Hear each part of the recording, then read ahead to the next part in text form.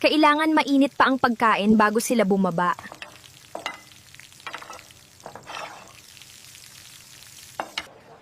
Good morning, Jenny.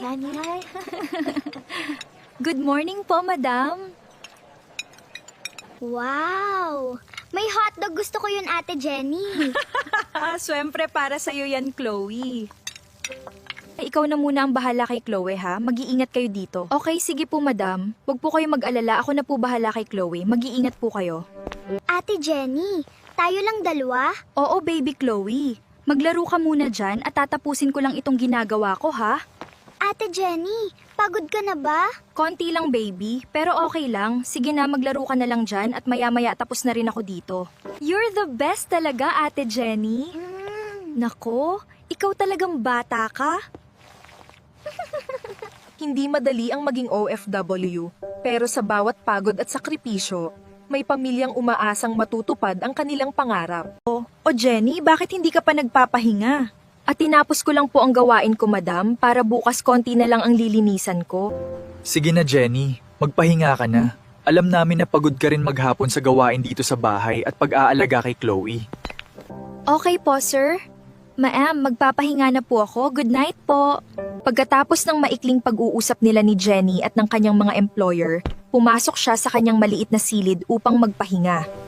Nakaluklok si Jenny sa kanyang higaan at malapit ng matulog nang bigla niyang maalala na hindi pa niya natawagan ng kanyang inang si Berta at ang kanyang anak para kamustahin sila. Nako, hindi pa nga pala ako nakatawag kila inay para kamustahin.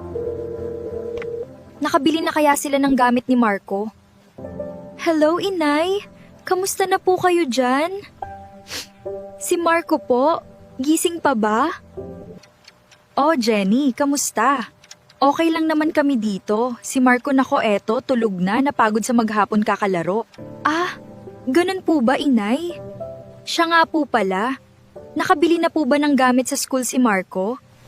Ay oo anak, nakabili na kami. Tuwang-tuwa nga at ipinagmayabang pa niya ang kanyang bag sa tita Carla niya eh. Ang kanyang tita din naman ang pumili ng bag. Ang kulit talaga ng bata na yan. Sana naman po maging maayos ang kanyang pag-aaral. Sinabi mo pa anak, pero kahit na ganyan siya makulit nakakatuwa rin naman at mabait. Ka mag-alala sa pag-aaral niya. Nandito naman at kanyang tita Carla para turuan siya. Mabuti naman po inay kung ganun. Ah inay, bukas na lang po ulit ako tatawag. Mag-iingat po kayo dyan palagi. Sige anak, magpahinga ka na muna. Ikaw din dyan mag-iingat. Miss ka na namin anak. Bye. Miss ko na rin po kayo inay. Bye po.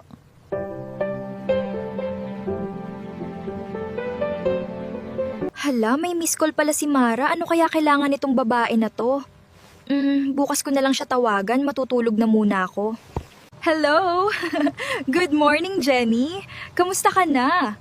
Oy, mag-day off ka ba bukas? Oh, hi Mara. Good morning. Okay naman ako. Ikaw ba? Kamusta ka na? Hindi ko pa sure kung makakapag-day off ako Magpapaalam muna ako sa mga amo ko. San ba punta kung sakali makapag-day off ako? Okay, sige. Basta message mo ako kapag pinayagan ka ng amo mo, ha? Doon lang tayo sa park. Hintayin ka namin doon. Okay, sige. Sino ba mga kasama natin bukas kung sakali na makapag-day off ako? Yung mga friends ko at ang boyfriends ko. Bukas makikilala mo na siya. Totoo na to. Ay, sus. Totoo na ba talaga yan? Naku naman, mamaya di na naman sumipot yung boyfriend mo na yan. Oo, promise. Ando na siya bukas. Kaya mag-day off ka bukas para makilala mo na siya. Oh, siya sige. Sigurado naman ako napapayagan ako lumabas bukas. Paano? See you tomorrow. Magtrabaho muna ako. Okay, see you.